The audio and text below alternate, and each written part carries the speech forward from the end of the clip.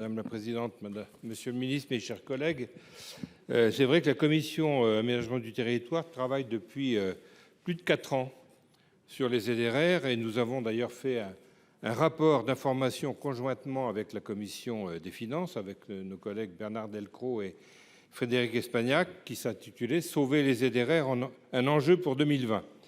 Et puis nous avons fait une étude prospective pour permettre au Sénat de disposer de son propre diagnostic territorial et formuler des propositions pour une réforme à venir.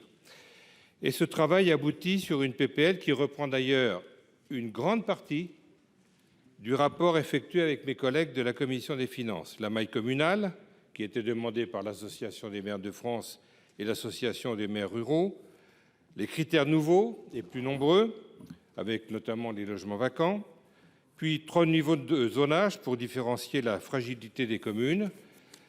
Après plusieurs discussions avec Madame la ministre des collectivités territoriales, plutôt constructives, nous semblions avancer. Et malheureusement, lorsque j'ai vu l'article 7 initial pour cette réforme, le compte n'y était plus. Nous perdions 4000 communes, nous restions à la maille intercommunale et de plus, des communes villes de plus de 30 000 habitants étaient classées en ZRR, avec des effets pervers en cascade, des professionnels de santé qui n'avaient aucun intérêt à s'implanter au chef-lieu de département plutôt que dans une commune rurale. Après avoir alerté le gouvernement, vous avoir alerté, Madame la ministre, pour dénoncer l'inadéquation de cette réforme, ces efforts n'ont pas été vains, puisque je constate que le gouvernement accepte aujourd'hui de modifier son projet.